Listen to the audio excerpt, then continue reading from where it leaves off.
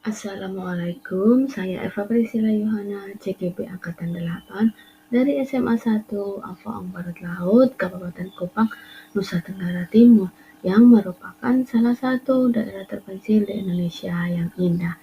Dan pada kesempatan ini yang berharga, saya akan memaparkan hasil penugasan pada modul 1.1.8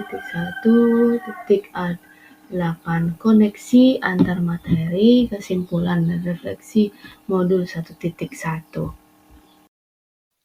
Dalam penugasan modul 1.1.A8 koneksi antar materi, kesimpulan dan refleksi, kali ini saya memaparkan yang pertama adalah kerangka pembelajaran Ki Hajar Dewantara, yang kedua kesimpulan dan penjelasan pemikiran Ki Hajar Dewantara, dan yang ketiga apa yang Anda percaya tentang pembelajaran di kelas sebelum Anda mempelajari modul 1.1, dan yang keempat apa yang berubah dari pemikiran atau perilaku Anda setelah mempelajari modul ini.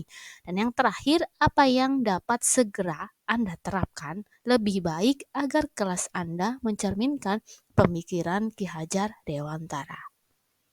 Pertama yang saya bahas adalah kerangka pembelajaran, yaitu asas pendidikan menurut Ki Hajar Dewantara merupakan usaha persiapan dan persediaan untuk segala kepentingan hidup manusia, baik dalam hidup bermasyarakat maupun hidup berbudaya, dalam arti seluas-luasnya.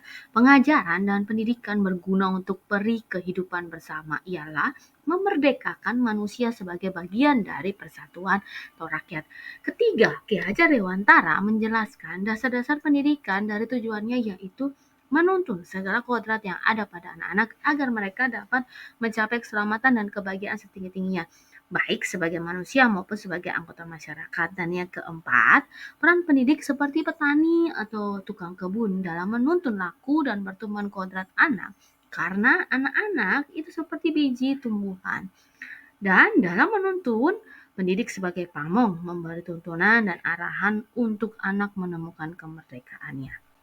Selain itu, kerangka pembelajaran menurut Ki Hajar Dewantara menjelaskan dasar pendidikan anak juga berhubungan dengan kodrat alam dan kodrat zaman. Kodrat alam itu berhubungan dengan sifat dan bentuk lingkungan di mana anak berada, hidup diri pribadi maupun hidup bermasyarakat yang sesuai dengan konteks lokal, sosial, budaya murid di Indonesia. Dan yang kedua, sedangkan kodrat zaman artinya adalah seperti yang ditegaskan oleh Ki Hajar Dewantara, bahwa didiklah anak-anak itu sesuai dengan tuntutan alam dan zamannya sendiri. Ketiga, budi pekerti bisa diartikan juga sebagai perpaduan antara cipta atau kognitif, karsa afektif, sehingga menciptakan karya psikomotor. Setelah tadi kita sudah membahas pemikiran kerangka pembelajaran, kedua kita akan menyimpulkan dan penjelasan mengenai pemikiran Ki Hajar Dewantara. Yang pertama, pendidikan itu bukan menuntut, tapi menuntun sesuai kodrat alam dan zaman pada anak-anak untuk mencapai keselamatan dan kebahagiaan sebagai manusia maupun sebagai anggota masyarakat.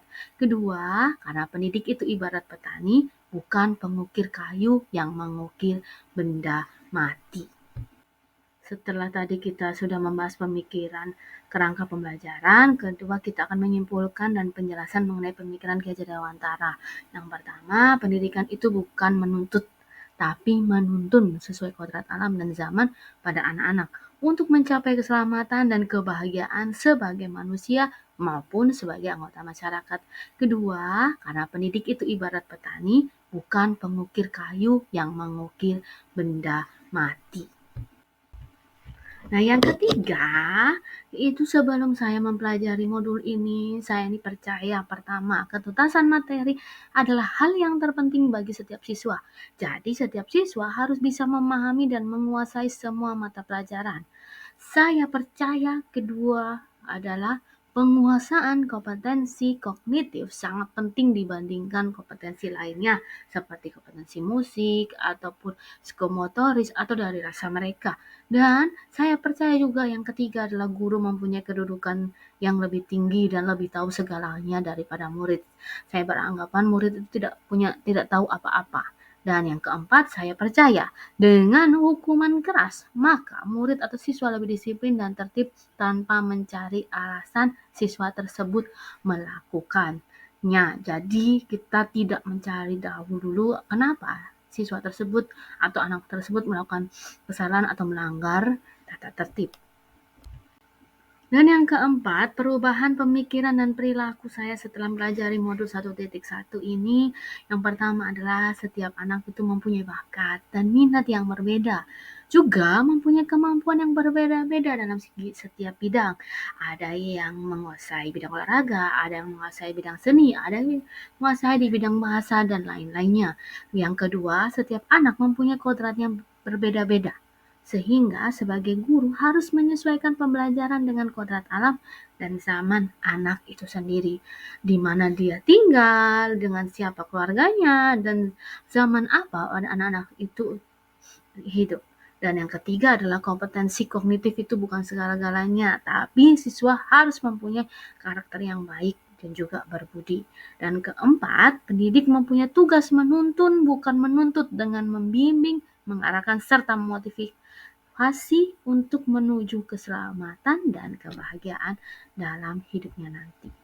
Dan yang terakhir, strategi apa yang bisa saya terapkan di kelas saya nantinya adalah, yang pertama, saya melakukan asesmen non-kognitif untuk mengetahui karakter ataupun kepribadian, asal-usul serta hal-hal apa yang siswa saya itu sukai dan apa yang tidak mereka sukai. Dan yang kedua, selain asesmen non-kognitif, saya melakukan juga asesmen kognitif untuk mengetahui pemahaman dan pendalaman materi sebelum saya memulai ataupun mengakhiri sebuah materi. Dan yang ketiga, saya akan berusaha melakukan journaling kegiatan setiap minggu di kelas. Dan yang keempat, membuat pembelajaran menyenangkan dengan berbagai media yang ada di lingkungan sekolah.